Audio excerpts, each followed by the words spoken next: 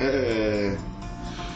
E aí, pessoal, bom dia, aproveitando o feriado aí para gravar um vídeo rapidinho sobre, sei lá, sobre o assunto que eu tava pensando. Na verdade, tem um contato do Facebook que não é exatamente um amigo, que ele publicou ele compartilhou uma lista, e na minha opinião a lista não era isso, mas surgiu uma discussão interessante daí. Ele compartilhou uma lista meio que, olha, isso aqui são indicações de animes para pessoas que não conhecem anime serem introduzidas no mundo do anime. E daí tinha uma lista lá que ele fez as alterações. E na verdade, bem verdadeira, aquela lista era uma lista de pessoas que querem conhecer animes e não querem ficar perdendo tempo colecionando bobagem. O que acontece é o seguinte, acho que muitas vezes o fato de você assistir alguma coisa e ficar... Eu acho que o anime tem esse estigma do Dragon Ball, Naruto, Cavaleiro Zodíaco, você tipo adolescentes, ele tem o estigma do shonen. O anime, acho que ele é todo repleto do estigma do shonen, né? Que é o cara que ele vai... adolescente, brigão, que daí ele vai lutar muito, vai ter cena engraçadinha e ele vai parar, o rosto dele vai ficar estático, gota. E que pro espectador mais cético, né, acostumado a, sei lá, a narrativa, sei lá, especialmente americana, acho que se você for pensar, Estados Unidos praticamente não tem desenho serializado para adulto, uma coisa ou outra, sei lá, de grande expressão, praticamente Simpsons, South Park, Beavis e Butthead, por causa da MTV, né? Os desenhos do Adult Swim são todos muito de nicho, e o BoJack Horseman não tem o apelo necessário. Então o que acontece? Você tem um estigma aqui nas Américas, especialmente acho que no mundo ocidental, que a animação é um negócio estritamente para criança. E que não é possível você desenvolver, né, nenhum tema. Ou quando você desenvolve alguns temas mais áridos, como acontece no Divertidamente, ele é feito de baixo, ele é feito sob uma casca, que é uma casca toda divertida, né? Uma casca que uma criança vê, ela não é agredida, mas que o adulto consegue captar ali a mensagem um pouco mais profunda do que aquilo que quer passar. Mas enfim, eu fiquei pensando, né? E daí a discussão era justamente essa com o rapaz, que olha, eu acho que você não entendeu a lista, porque a lista não está indicando animes para pessoas que não conhecem animes, mas tipo, como se fosse, ó, essa aqui a gente vai te passar os introdutórios, os animes que você precisa se acostumar para ver outros. E a lista não era, eu tava achando que a lista não era essa, a lista, ó, esse aqui é o creme do creme, isso aqui você, independente se você gosta de animação, se você não gosta de animação, se você gosta de coisa japonesa, se você não gosta, vai assistir porque é coisa classe A. Tava acreditando que a lista fazia mais referência ao segundo ponto. Por que ao segundo ponto? Porque eu acho que... Cheguei, Liminha. Aqui é o seguinte porta do lado. Porque eu acho que é muito estranho você ter que... como posso dizer? O anime, ele quer não, como acho que quase tudo vindo da cultura pop, ele é um negócio de nicho. Se você é um cara cético em relação à animação japonesa, eu não acho que o fato de você assistir, sei lá, Ranma Meio, por exemplo, que é um desenho ali super palatável, vai te fazer você ter vontade de assistir outros animes. Isso usualmente vai te afastar. Então, quando eu conversava com alguém que era cético com relação à animação, falava, não, anime não, o cara vai soltar poderzinho, não gosta de poderzinho, não tem paciência pra porrada. Eu falava, não, mas espera aí, tem muita coisa que dá pra você assistir que não envolva uma pancadaria solta, né? Não, mas não sei o que. Então eu fico pensando, se você quer atrair, sei lá, como posso dizer, se você quer trazer uma audiência que é uma audiência que normalmente não está submetida, não está dentro do nicho, não é o público-alvo, né, como alguns dos meus amigos gostam de dizer, eu acho que você trazer animações sejam ali mais padrão, sei lá, quando você vai conversar com um otaku, você fala, ai, que anime você me recomenda? Sei lá, acho que One Piece e Naruto vai vir logo de cara, e não que One Piece seja ruim. Mas eu acho que um cara que, por exemplo, nunca teve contato com anime, gosta de seriado e quer assistir alguma coisa pra matar a curiosidade, se você indica One Piece, que é uma série com 700 episódios de um pirata porradeiro, tudo, de novo, tem vários subtextos ali dentro, mas o cara não vai se interessar. Ele não vai se interessar com razão daí chega no ponto, e daí isso leva ao ponto que eu quero chegar aqui.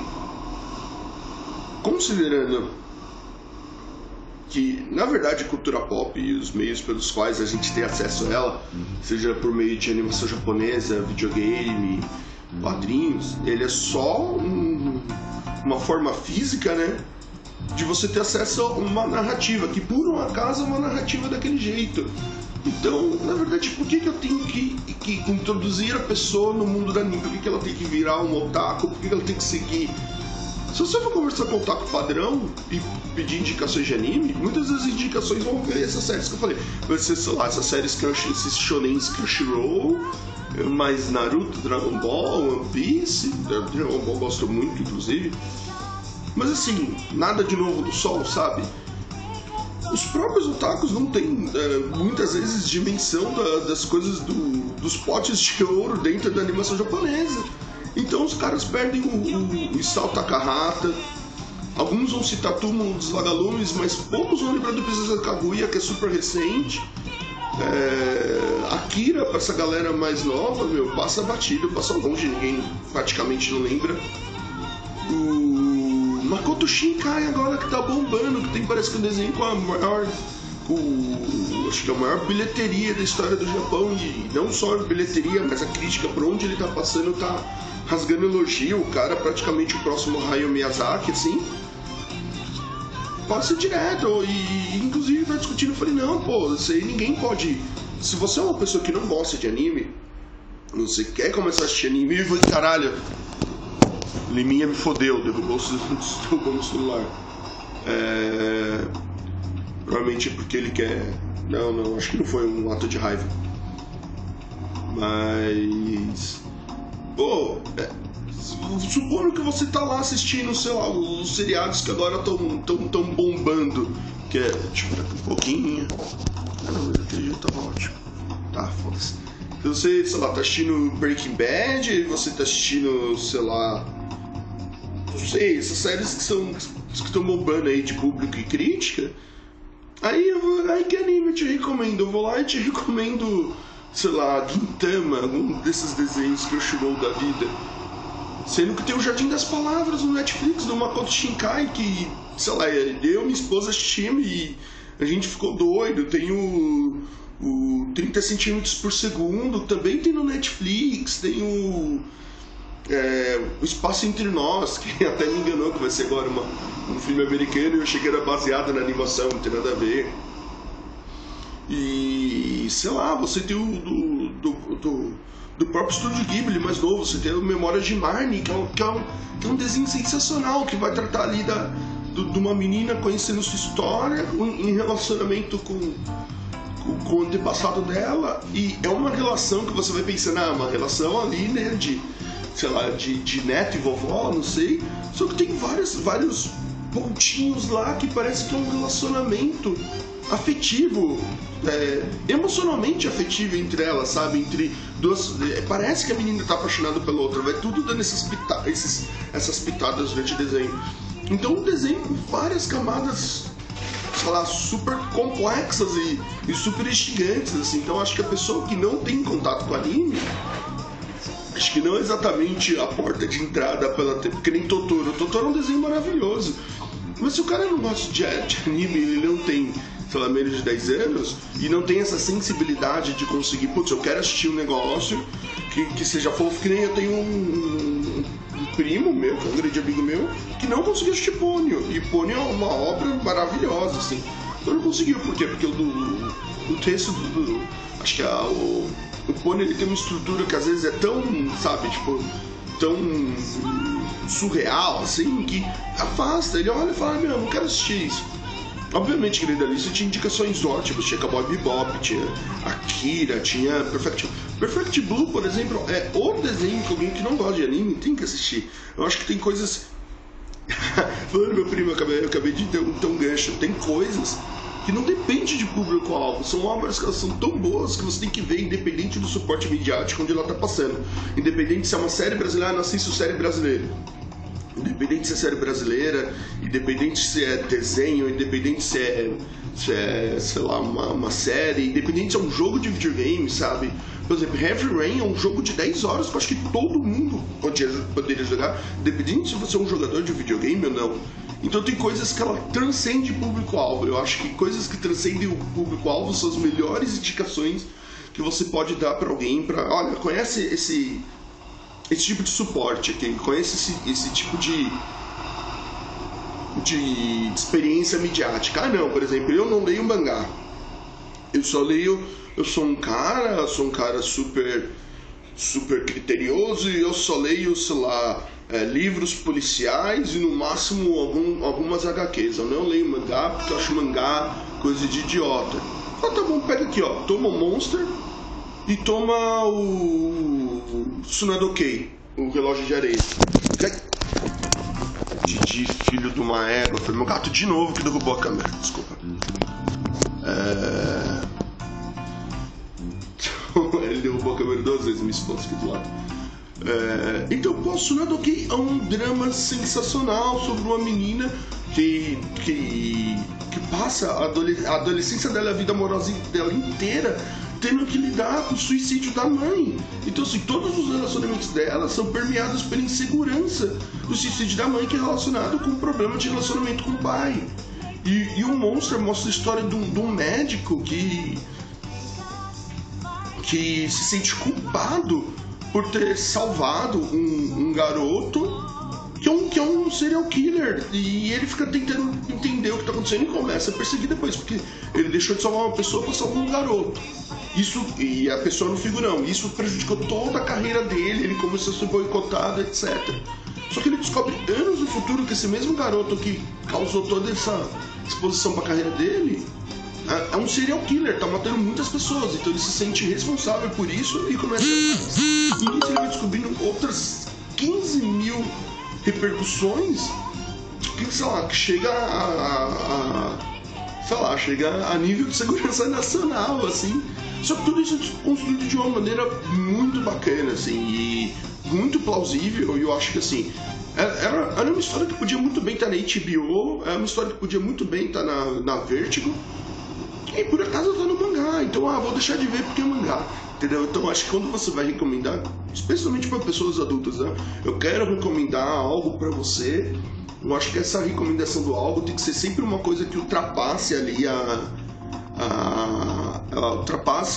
o critério do público-alvo. Quando o negócio é maior do que o público-alvo, porque ele merece ser jogado acessado. No caso do videogame tem o Life is Strange, que eu nunca vi tantos não jogadores falando de um jogo. Você entrar no Facebook, pessoas, eu nunca joguei videogame, mas eu joguei Life is Strange e, Life is Strange, eu particularmente nunca joguei. E morro de vontade. Eu acho que talvez isso pra mim eu sempre falava, eu acho que esse é um tipo de recomendação. Por quê? Porque eu vi muita gente que não joga falando do jogo, falando, putz, como a experiência do Life is Strange me tocou, etc. Então, sei lá, quando eu vou recomendar animes, eu recomendo Akira, por exemplo. Akira é um anime super famoso aí, não tem, acho que quem não conhece cultura pop, que não tem ouvido falar do Akira. E que ele tem poucos, se você ver, ele tem poucos desses maneirismos do mangá, do anime, né? E todas as obras do Estúdio Ghibli, né? Você vê que não tem rosto estático, aquele negócio e a tela mexendo atrás, né? Não tem a porradaria. Porque a ideia dos caras é se focar na narrativa e passar uma narrativa transcendental, né? Uma narrativa que, ultrapassa ali as barreiras do nicho, né? E o Ghost in the Shell mesmo, o Ghost in the Shell ele é uma animação ultra importante, até como eu já falei no primeiro vídeo, porque, se não fosse o Ghost in the Shell não existiria Matrix. Ghost in the Shell conversa com Neuromancer, conversa com Blade Runner, sabe? É um negócio que ele merece, pelo menos o filme de 95, né, a animação de 95, ele merece ser assistido por todo mundo, assim, que tem um mínimo de interesse em ficção científica, sabe? E por exemplo, nessa época de internet, o desenho que pra mim ele é magnífico, assim, ele ultrapassa todas as barreiras de genialidade possível. É o Serial Experiments Lain, sabe? Eu acho que todo mundo, se você tem um interesse, né, em discussões de realidade, assim, existência e tecnologia, de como o mundo tecnológico pode se fundir com o nosso mundo, com o que a gente pode caracterizar como real ou não real, e até onde essas malhas da internet podem construir todo um novo mundo. Não seria Experiments Lain que você vai ter isso, e vai ter isso de maneira muito complexa e muito profunda em uma animação de 13 episódios. E o próprio Neon Genesis Evangelion, né, que o Neon Genesis Evangelion, ele, pra mim, ele é o Watchmen do anime, porque o Watchmen ele é um quadrinho sobre heróis que justamente critica quadrinhos sobre heróis com todo um contexto ali no fundo sobre outras questões, que é a constituição psicológica dos personagens, batendo nessa crítica do Alan Moore.